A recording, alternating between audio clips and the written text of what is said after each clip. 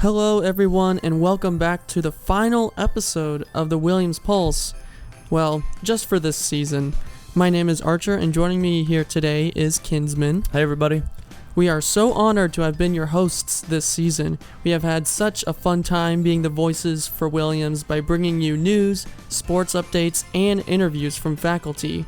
Speaking of interviews, we are excited to have Mr. Luke Colley. We bring the boom. That's what we do. Remind me of your position here at Williams. Yeah, so I'm Vice President for Institutional Advancement and Business Development. Before we get into the interview, let's get a word from our weekly news. Kinsman, go ahead and take it away. All right, it is finals week, everyone. We don't have that many events because y'all need to be studying. That's right. But we do have one of our biggest events of the year, Christmas in the Cove, this Sunday at 6 p.m. You guys do not want to miss out on this one. Which will be tonight. All right, let us jump into the interview. The first question we've all been wondering, kind of from word of mouth that I've been hearing, why do you hate Christmas? I love Christmas, actually. You know, in reality, I do like Christmas. The biblical story, of course, Christ coming to be our Savior, all that I love. What I don't really care for a whole lot is all of the stress that comes with it. We've got to do all these decorations, we got to do all this, and it's for a short period of time, and it seems to me like it just distracts from everything. And if you get somebody the wrong gift, and there's all this pressure and all that, and you know, I'd rather just chill out and not be that guy. So there is that side of it. So let me just be clear, while I don't necessarily completely hate it, I hate that side of it. I just do not like it. It stresses me out, wears me out. But I do love Jesus, by the way, just to make that clear. That's good. That's very good to know. Yeah. As long as you can celebrate it and keep Jesus in the center of it, because that is what Christmas is actually about, not the decorations or the gifts. Yeah, and going broke. So, do you have a Christmas tree in your house? Do have a Christmas tree. Multiple, actually. Are you guys before Thanksgiving or after Thanksgiving for decorations? Well, that is a good question. Previously, before coming to Williams, we were that week, right? The week of? Yep. So, but when we moved to Walnut Ridge, my son plays baseball, and he was playing football last year, and so during Thanksgiving, we took off and took a vacation, that kind of thing. So we actually decorated before. This year, we decorated, and by we, I mean my wife. Let me just say that too. But we decorated Friday night is when it started of Thanksgiving into Saturday, and it's still ongoing. So it's pretty fantastic. When you come to Christmas in the Cove, you'll be able to see it.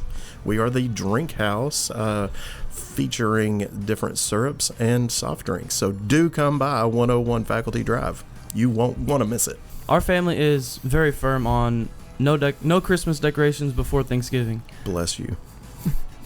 And I agree with it. I wish mine was the same. It was like the middle of November. My mom was like, let's put up the Christmas decorations. So I can't hang with those people who like in like October, you know, they're like, oh, we got to get ready for Christmas, you know, and you start seeing all the decorations coming out in the stores and stuff like that. Right. It's like, can we pump the brakes a little bit? It loses its specialty. Yeah, when it's out for Walmart so just long. needs to wait a couple of weeks. Go to Hobby Lobby. They have their Christmas decorations out like after Easter. Right? All right. What is your favorite Christmas tradition?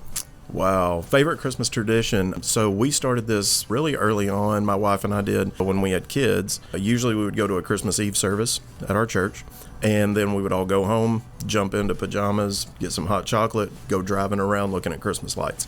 That's one of the most fun things that we do, tradition-wise, I think. Yeah. That's fun. Kind of brings the Polar Express vibe a little bit.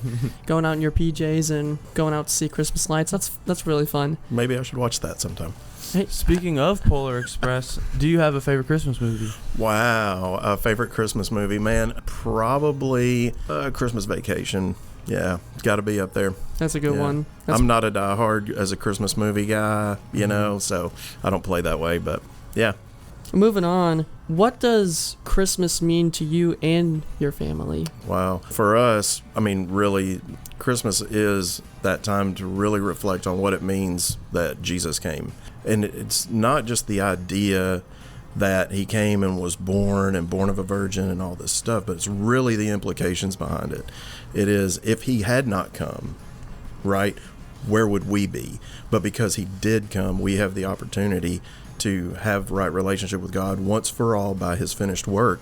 And so we always want to keep the sinless life of Christ in mind when we celebrate Christmas. We always want to keep his as weird as it may sound, we do want to keep his death and his resurrection in mind at Christmas, because absent those things, had not all of that occurred, as part of God's sovereign plan, then, where would we be as humanity? So that's really what Christmas means for us, and where we try to keep that focus, as a family, just a time for us to chill and, connect and hang out.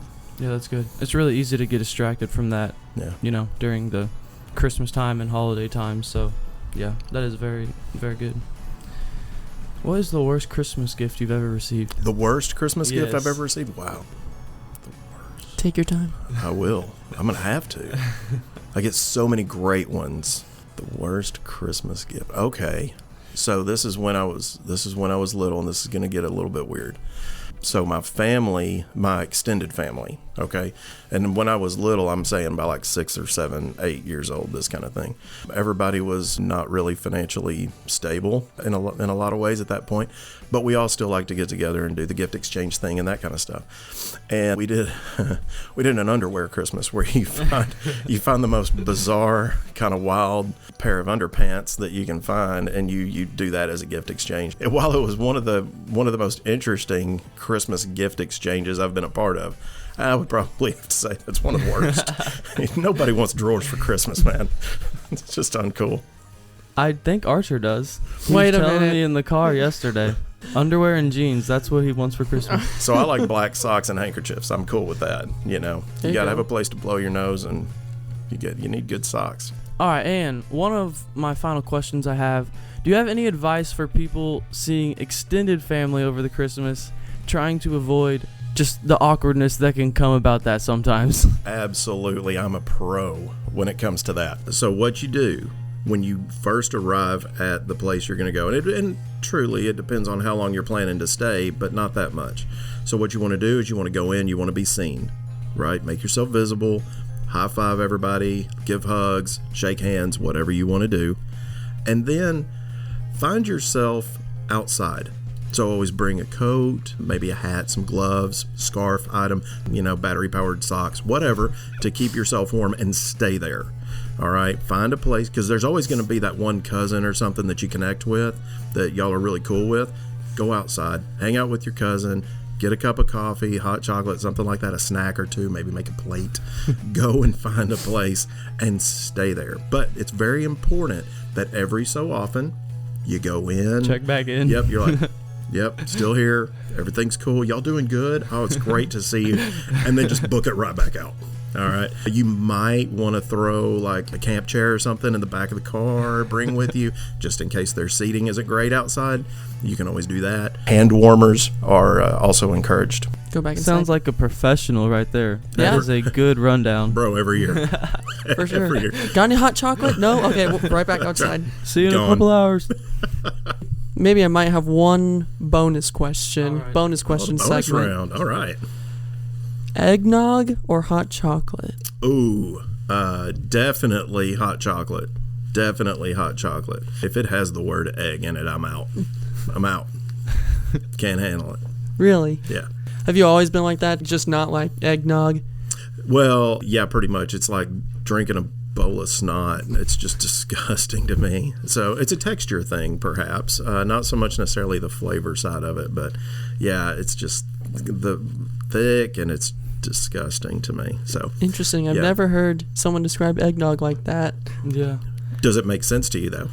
It kind of does, See, yeah. there you It go. may ruin eggnog for me whenever next time No, I man, drink you live it. your dream. It's okay. Don't let me bring you down. Thank you all so much for listening to this season of the Williams Pulse. But don't worry, we will be back for season 5 of the Williams Pulse in January. So stay tuned for more episodes coming your way. Goodbye, everyone. From Truett, Archer, and Kinsman, have a Merry Christmas and a Happy New Year. Goodbye, everybody. Thanks so much for coming on, Mr. Luke. I appreciate it. God bless.